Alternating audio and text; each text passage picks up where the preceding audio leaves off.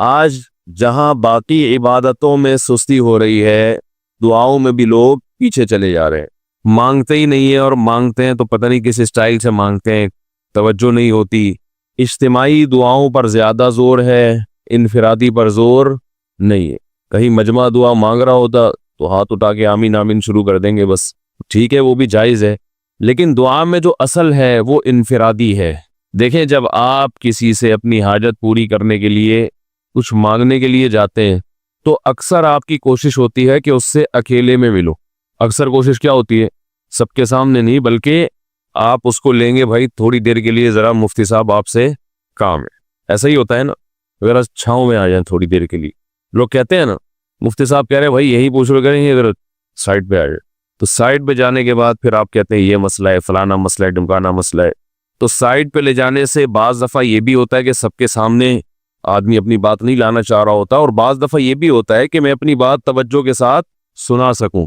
تو دعا میں انسان، اللہ تو سب کی بات سنتا ہے، مجمع میں بھی اور تنہائی میں بھی، لیکن آپ دعا مانگنے میں جو آپ کی طبیعت لگے گی، توجہ سے مانگو گے، وہ تنہائی میں زیادہ شوق سے، زیادہ رغبت سے مانگ سکتے ہو۔ اجتماع میں ایسی رغبت اور ایسی شوق سے انسان دعا نہیں مانگ سکتا، وہ انفرادی دعائیں ہی ختم ہوتی جا رہی ہیں۔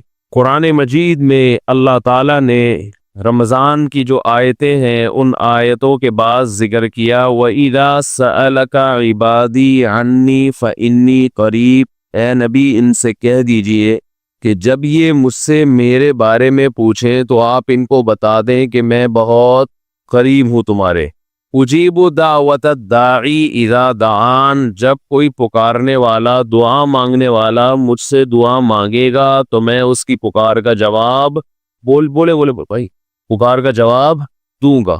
پکار کا جواب دینے کا مطلب کیا ہوتا ہے؟ قبول کروں گا اس کی دعا۔ جواب کا یہ مطلب نہیں کہ اچھا میں نے سن لیا ہے، چلو ایک جواب تو یہ بھی ہوتا ہے نا، اچھا آپ چپ ہو جا۔ ہم کسی کو پکار رہے ہوں گے، کہتے ہیں اچھا بھائی ٹھیک ہے، پتہ چل گیا، اب چپ کر کے بیٹھ جاؤ آرام سے۔ تو اللہ تعالیٰ جب جواب دیتے ہیں تو کیا مطلب ہوتا ہے کہ اللہ تعالیٰ وہ دعا قبول کر رہے ہیں۔ ہم دعا کثرت سے مانگتے کیوں نہیں ہیں؟ اس کی وجہ یہ ہے کہ ہمارے ذہن میں ایک چیز شیطان نے بٹھا دی ہے کہ مانگو تب بھی ویسے کے ویسے ہی ہے، نہیں مانگو تب بھی ویسے کے ویسے۔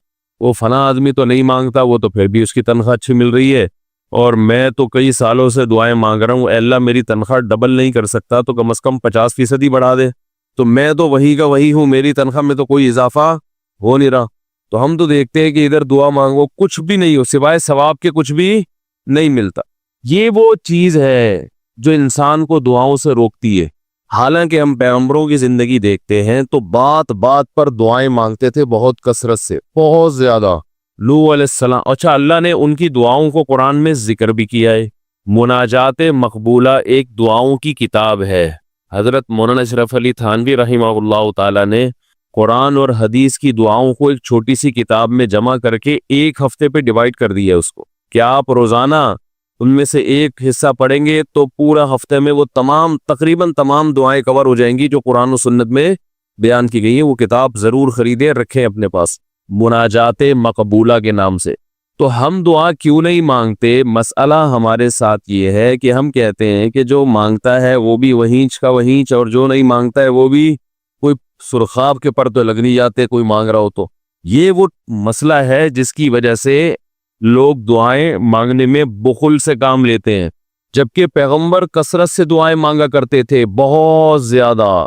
جو پچھلی آسمانی کتابیں ہیں ان میں لکھا ہوا ہے کہ یعقوب علیہ السلام اتنی کثرت سے دعائیں مانگا کرتے تھے کہ سجدے میں جا کے کہ ان کے یہ جو گھٹنے ہیں اور سر میں سخت نشان بن چکے تھے، وہ جگہ زمین پہ لگ لگ کے سخت ہو جاتی ہے نا، تو اتنی کثرت سے دعائیں، اتنی کثرت سے دعائیں۔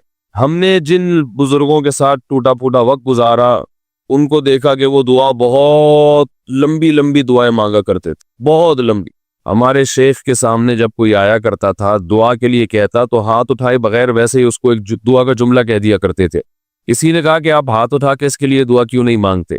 تو فرماتے تھے کہ جب میں ایک دفعہ ہاتھ اٹھا لیتا ہوں تو پھر اتنی آرام سے نیچے گراتا نہیں، کیونکہ پھر اللہ کے دربار میں اب ہاتھ اٹھا لیے تو پھر تو ایسا ان کا دل لگتا تھا، مانگتے چلے جاتے تھے، مانگتے چلے جاتے تھے۔ تو بات یہ ہے کہ جب یہ یقین پیدا ہو جائے کہ جس خالق نے ہمیں پیدا کیا ہے اور جس نے ہمیں مانگنے کا حکم دیا ہے، اس کے سامنے جب ہاتھ اٹھا کے گڑ گڑائیں گے تو وہ تھوڑا نہیں دے گا، وہ دعا لازمی قبول کرے گا، اور وہ لازمی ہماری مانگی ہوئی چیزیں ہمیں عطا کرے گا۔ یہ جذبہ اور یہ نیت جب انسان میں پیدا ہو جائے تو پھر اس کا دعاؤں میں دل لگتا ہے۔ کیسے نہیں لگے گا؟ آپ سوچیں کہ آپ کو کوئی بتا دے کہ یہ جو سیٹھ صاحب ہے بہت بڑے، آپ جا کے ان سے مانگو، یہ ٹائم نکال کے بیٹھے ہوئے، جتنا مانگو گے، جو مانگو گے یہ دیں گے۔ تو اب آپ بتاؤ، آپ یہ کہو گے کہ میرے پاس مانگنے کا ٹائم نہیں ہے؟ ایسے موقع پہ آپ یہ کہو گے؟ آپ جائیں گے اور بسم اللہ کر کے شروع ہو جائیں گے۔ آپ بولیں گے سر یہ مجھے 10 فائلیں چاہیے بحریہ ٹاؤن کی۔ آپ سوچو گے 10 نہیں ملی تو 9 تو مل جائے گی۔ سر مجھے یہ بھی چاہیے، مجھے یہ بھی چاہیے، مجھے یہ بھی چاہیے، اور آپ کو یقین ہو کہ یہ دے رہا ہے، تو آپ کبھی بھی کنجوسی سے کام نہیں لو۔ پھر آپ یہ نہیں کرو گے کہ آپ مانگتے ہوئے جو ہے نا، اس سے آپ جب مانگ رہے ہو تو آپ کی کبھی ادھر دیکھ رہے ہو، کبھی ادھر دیکھ رہے ہو، کبھی ناک میں انگلی گھما رہے ہو، کبھی سر میں کھجا رہے ہو۔ کوئی آ کے اس دوران آپ کو چھیڑے گا تو آپ کہو گے یہاں سے دفع ہو جاؤ، بھی میں کام کر رہا ہوں۔ ایک بندہ سخاوت جوش میں آیا ہوا ہے ابھی، اور فائلیں بحریہ ٹاؤن کی فری میں بانٹ رہا ہے۔ اس نے کہا بھائی جتنی مانگو گے دے دوں گا، اور جو مانگو گے دے دوں گا، تو ابھی تو میرے پاس ٹائم کم ہے، مقابلہ بہت سخت ہے۔ اور پھر اس میں آپ کو الفاظ بھی خود بخود آ جائیں گے، کس طرح سے سمجھانا ہے، مختلف طریقوں سے آپ بات کو گھماؤ گے۔ سر پلیز آپ بات کو سمجھا کریں، میں آپ کے پاس آیا ہوں، آپ کو پتہ ہے میں ادھر بھی جا سکتا تھا، وہ وسیم کباڑیہ کا بزنس بھی آج کل بہت چل رہا ہے، میرے پرانے اچھے تعلقات ہیں، لیکن مجھے پتا تھا کہ آپ ہیں، آپ جیسا سیٹ تو کوئی ہے ہی نہیں، اور ہر مشکل میں آپ نے میری مدد کی ہے۔ جو الفاظ بھی اس کی سخاوت کو ابھارنے والے ہوں گے، وہ تمام آپ اس موقع پر اس کے اوپر انڈیل دو گے، پورا دیگچا بھر کے اس کے اوپر ڈال دو گے آپ۔ تو اللہ سے جب مانگتا ہے انسان اور اس کو یقین ہو کہ اللہ میری دعا کو پورا کرے گا، تو اس یقین کے ساتھ جب دعا مانگی جاتی ہے تو اس کا اسٹائل کچھ اور ہوتا ہے، اور ایک فارمیلٹی پوری کرنے کے لیے دعا جب مانگی جاتی ہے جیسے کہ ہمارے ہاں ہو رہا ہے، تو اس کا اسٹائل اور انداز کچھ اور ہوتا ہے۔ ہمارے ہاں دعا پڑھی جاتی ہے، مانگی نہیں جاتی۔ ربنا آتنا فی الدنیا حسنۃ وفی الآخرۃ حسنۃ وقنا عذاب النار، آمین۔ اور کہ ربنا ظلمنا انفسنا وان لم تغفر لنا وترحمنا لنکونن من الخاسرین، آمین۔ یہ دعا مانگی جا رہی ہے یا پڑھی جا رہی ہے؟ یہ تو پڑھی جا رہی ہے، آمین بھی پڑھا جا رہا ہے اس پہ۔ تو اللہ نے ہمیں یہ نہیں کہا کہ اقرؤوا الدعاء عند ربکم، اپنے رب کے سامنے دعائیں پڑھا کرو۔ اللہ نے کہا ادعوا، مانگو، پکارو، مانگو اس سے۔ بھکاری جیسے بھیک مانگتا ہے نا، لوگ کہتے ہیں مانگنے کا کیا طریقہ ہے؟ بھائی جو بھکاریوں سے پوچھو بھیک مانگنے کا کیا طریقہ ہے۔ بھکاری اکثر ان پڑھ ہوتے ہیں، جو پڑھے لکھے بھکاری ہوتے ہیں پھر وہ IMF سے مانگتے ہیں، وہ چھوٹی موٹی چیزیں نہیں مانگتے۔ بھکاری اکثر کیا ہوتے ہیں؟ ان پڑھ، جن سے ہمارا صبح شام واسطہ پڑتا ہے۔ تو یہ کسی سے بھیک مانگنے کا طریقہ سیکھ کے آتے ہیں؟ بھائی کسی سے طریقہ سیکھ کے آتے ہیں کہ یار وہ ذرا فلاں بندے سے چندہ مانگنا، ذرا طریقہ بتانا؟ اگر کوئی بتائے گا بھی تو وہ کہے گا تو اپنے پاس رکھ، مجھے پتا ہے مجھے جیب اپنی کیسے بھرنی ہے۔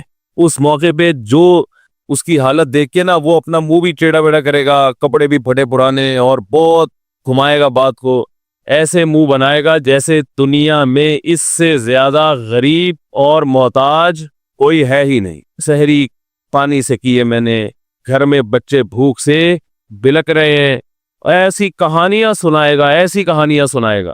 تو یہی حال انسان کا ہے جب اسے پتا ہو کہ میرا رب جو مانگوں گا وہ دے گا مجھے، تو پھر اس کے بھیک مانگنے کا انداز اور جو دعا مانگنے کا اسٹائل ہے وہ خود بخود فطرت اسے سکھا دیتی ہے، خود بخود اس کے اندر الفاظ آنا شروع ہو جاتے ہیں کہ ایسے مانگنا چاہیے۔ لیکن پرابلم یہ ہے، مسئلہ یہ ہے کہ دل میں یہ بات بیٹھ چکی ہے کہ قبول نہیں ہو رہی۔ عجیب حدیث ہے، رسول اللہ صلی اللہ علیہ وسلم نے ارشاد فرمایا کہ اللہ بندے کی دعا قبول کرتے رہتے ہیں، وہ مانگتا رہتا ہے قبول ہوتی رہتی ہے، وہ مانگتا رہتا ہے قبول ہوتی رہتی ہے، یہاں تک کہ ایک وقت ایسا آتا ہے کہ بندہ یہ کہتا ہے کہ میں مانگ رہا ہوں قبول تو ہو نہیں رہی، تو جب یہ کہتا ہے تو اس وقت قبول کرنا بند کر دیتے ہیں اللہ تعالیٰ۔ اللہ کہتے ہیں کہ اگر تو یہ سمجھ رہا ہے کہ قبول نہیں ہو رہی تو اب نہیں ہوگی۔ اب عجیب بات ہے یا نہیں یہ حدیث؟ بھائی وہ بندہ کئی سال سے دعائیں مانگ رہا تھا اور پھر آخر میں آ کے کہتا ہے کہ قبول تو ہو نہیں رہی، تو ظاہر ہے کچھ نہیں ہو رہی ہوگی، تبھی تو کہہ رہے ہیں نا. اس کو ایسا لگ رہا ہوگا کہ قبول نہیں ہو رہی. بھائی اس کو یہ لگ رہا ہوگا کہ نہیں، جو چیزیں مانگ رہا ہوں وہ تو مل نہیں رہی، تو تبھی تو وہ کہتا ہے کہ قبول نہیں ہو رہی. تو سوال پیدا ہوتا ہے پھر اللہ قبول کرنا بند کیوں کر دیتے ہیں؟ اللہ تعالیٰ جب دعائیں قبول کرتے ہیں تو اس کا انداز وہ نہیں ہوتا جیسے ایک عام انسان جب کسی کو بھیک دیتا ہے. ایک عام فقیر جب آپ کے پاس آئے گا، آپ سے بھیک مانگے گا، 100 روپے دے دو، 20 روپے دے دو، آپ اٹھا کے 100 نہیں تو 20، 10-20 تو پکڑا دیتے ہیں اس کو. تو وہ یہ سمجھتا ہے کہ میری دعا کیا ہو گئی؟ قبول. لیکن اللہ تعالیٰ اس طرح دعا نہیں قبول کرتے. اگر اللہ اس طرح سے دعائیں قبول کرنا شروع کر دیں تو پھر یہ معاملہ غیب کا نہیں رہے گا. ادھر آپ نے دعا مانگی، اے اللہ میرے کاروبار کو بڑھا دے، لیلۃ القدر میں رو کے دعا مانگی، اور صبح صادق کے وقت آپ کا فون آیا کہ آپ کا کنٹینر کسٹم والوں کے شر سے محفوظ ہو گیا ہے، سمجھ میں پاس ہو گیا وہ، اور آپ کی چیز ڈبل قیمت پہ بک گئی ہے. پھر آپ نے دعا مانگی، اے اللہ تیری رحمت اس وقت جوش میں آئی ہوئی ہے، تو ایسا کر میرا بچہ بھی پاس ہو جائے، اس کے نمبر اچھے آ جائیں. ادھر فون آیا کہ آپ کا بچہ پہلی پوزیشن سے کامیاب ہو گیا. پھر آپ نے کہا آج اللہ کی رحمت بہت جوش میں آئی ہوئی ہے، اے اللہ میری بیوی بھی ٹھیک ہو جائے. تو بیگم صاحبہ کا فوراً فون آ گیا کہ میں ٹھیک ہو گئی ہوں. ہے بھائی میں ٹھیک ہو گئے.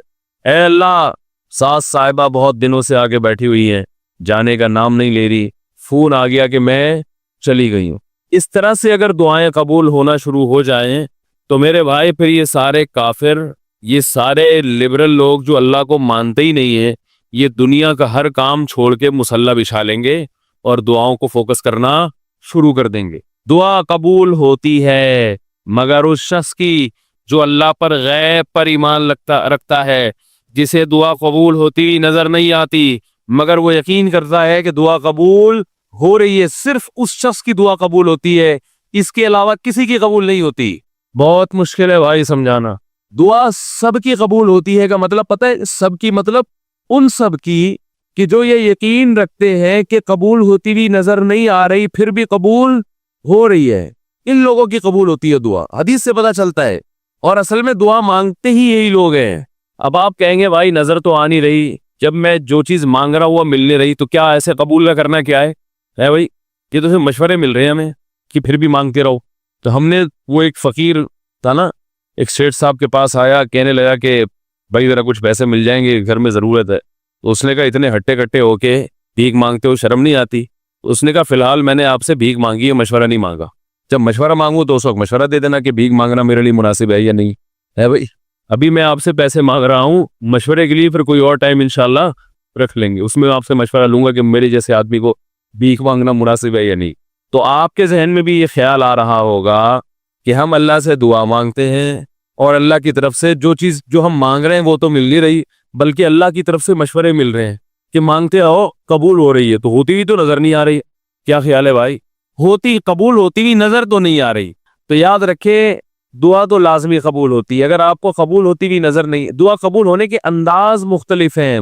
اللہ تعالیٰ کے جس طرح سے قبول کرتے ہیں نا، وہ عام لوگوں کی طرح نہیں آپ کو چیزیں پکڑا دیتے، یہ تو غیب سے معاملہ ختم ہو جائے گا.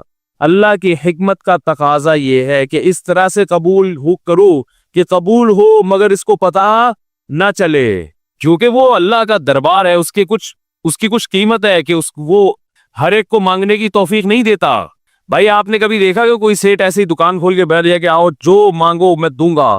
ایسے تو کیا ہوگا کہ پورا نظام خراب ہو جائے گا نا. پھر آپ 10 فائلیں تھوڑی مانگیں گے، پھر تو آپ کہیں گے پورا بحریہ ٹاؤن میرے حوالے کر دو، پھر تو آپ یہ کریں گے نا.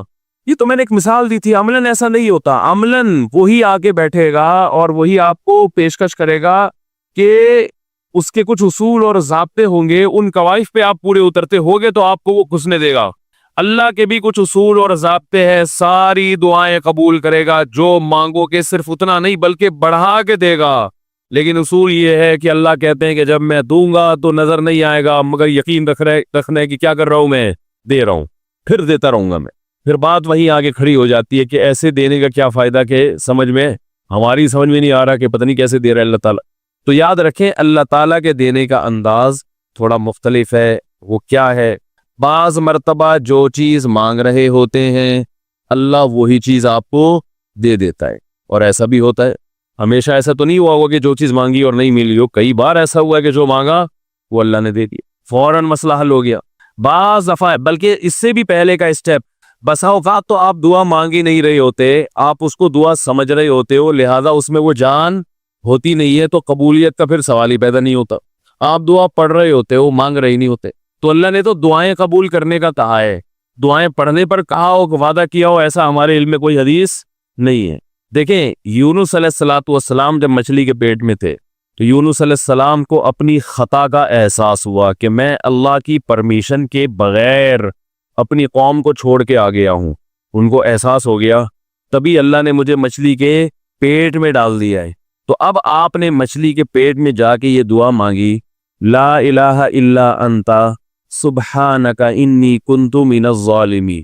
اے اللہ تیرے سوا کوئی عبادت کے لائق نہیں ہے, سبحانکا تو ہر عیب سے پاک ہے, تو نے جو مجھے مچھلی کے پیٹ میں ڈال دیا تو یہ تیری غلطی نہیں ہے, تو ہر عیب سے پاک ہے. انی کنت من الظالمین, میں ہوں ظلم کرنے والا اپنی جان پہ, مجھ سے غلطی ہوئی ہے. اللہ تعالیٰ کو آپ کا یہ مانگنا اتنا پسند آیا کہ مچھلی کو حکم دیا کہ ان کو ساحل پر اگل دو. اور نہ صرف یہ کہ مچھلی نے آپ کو ساحل پہ ڈالا, وہ انبتنا علی شجرۃ من یقطین, یقطین کوئی درخت تھا وہ بھی اللہ نے اگا دیا دھوپ سے بچانے کے لیے.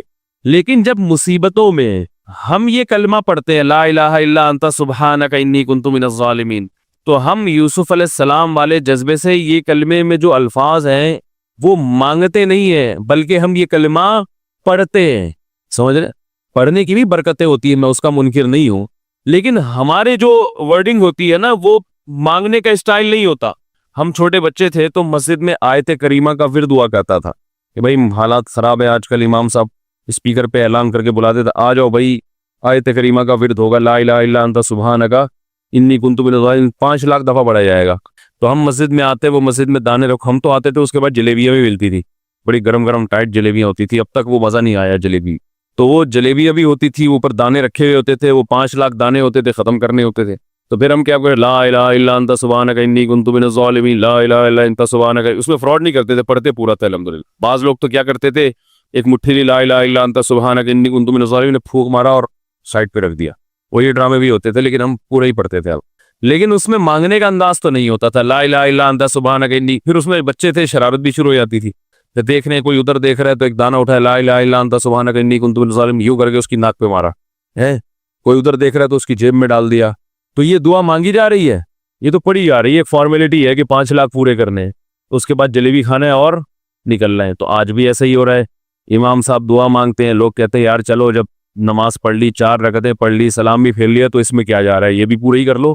ایسا ہی ہوتا ہے نا, یہ بھی پورا ہی کر لو, آمین آمین کہہ لیں گے. امام صاحب ڈرائیور ہیں, ہم پیچھے مقتدی ہیں, تو جہاں اتاریں گے وہی اتریں گے ہم لوگ, پہلے تو نہیں اتر سکتے. تو یہ ایک لوگوں کے ذہن میں تصور ہے.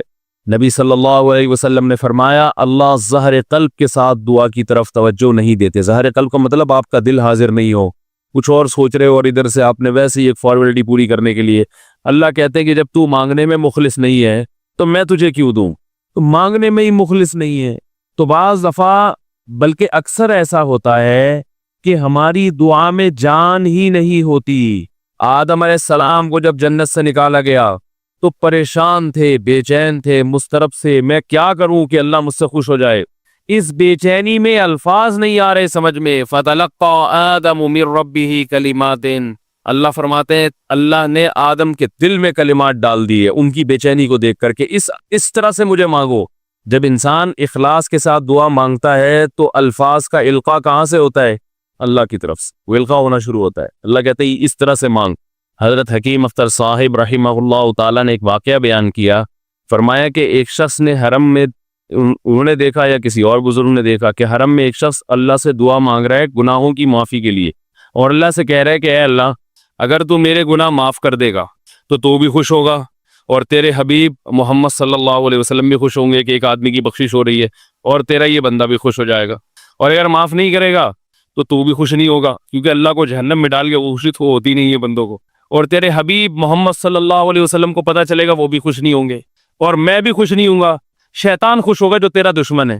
اب خود سوچ لے, تو اپنے دشمنوں کو خوش کرنا چاہتا ہے, یہ اتنے سارے ہے, وہی اتنے سارے دوست ہیں تیرے, ان کو ناراض کر کے تو خوش کس کو کر رہا ہے؟ اپنے تو جو تیرا بھی دشمن ہے، میرا بھی دشمن، اور تیرے حبیب محمد صلی اللہ علیہ وسلم کا بھی دشمن ہے۔ تو دیکھو کیسے الفاظ ہیں اس کے۔ تو ایسا کہ بظاہر بخشش کے علاوہ کا آپشن چھوڑا ہی نہیں۔ کیا خیال ہے؟ حجاج ابن یوسف بڑا ظالم تھا، بڑا ظالم۔ موت کا جب وقت آیا تھے، یہ لوگ ایمان والے، چاہے ظالم تھے، بدعمل تھے، لیکن اللہ پر ایمان بہرحال رکھتے تھے، ان کو پتا تھا کہ میں غلط کر رہا ہوں۔ جب موت کا وقت آیا تو کہنے لگا کہ اے اللہ لوگ کہتے ہیں کہ تو مجھے نہیں بخشے گا، لوگ کہتے ہیں کہ میرے جیسے گناہگار کو تو نہیں بخش سکتا۔ بڑے عجیب الفاظ ہیں، اللہ کی رحمت کو جوش دلا رہا ہے کہ تو ایسا کر کے دکھا دے، یعنی کچھ ایسا کر کے دکھا دے کہ جو تیرے بارے میں لوگ گمان کر رہے ہیں وہ گمان کیا ہو جائے۔ یہ بالکل ایسے ہے جیسے کوئی بہت بڑا سیٹ ہو، آپ اس سے بہت زیادہ بڑا قرضہ مانگنے کے لیے جائیں جو کہ عام طور پر نہیں ملتا، لیکن آپ اس کو جوش دلا رہے ہو کہ لوگ کہتے ہیں کہ تو اتنا بڑا قرضہ نہیں دے سکتا، تو آج تو اپنی سخاوت دکھا دے کہ میں اتنا بڑا قرضہ بھی دے سکتا ہوں۔ تو مرتے ہوئے کیا کہنے لگا کہ اللہ یہ پبلک کہہ رہی ہے کہ تو مجھے نہیں بخش سکتا، یعنی یہ تیری رحمت کو چیلنج کر رہی ہے کہ اتنے بڑے گناہگار کو نہیں بخشے گا اللہ، تو آج کیا کر لے تو یہ دکھا دے اپنی رحمت سے کہ میں اتنے بڑے گناہگار کو بھی معاف کر سکتا ہوں۔ اب پتہ نہیں اللہ نے معاف کیا نہیں کیا، وہ تو اللہ کا معاملہ اور حجاج بن یوسف کا معاملہ، لیکن علماء کہتے ہیں اس نے الفاظ بڑے ڈینجرس کہے ہیں مرتے وقت۔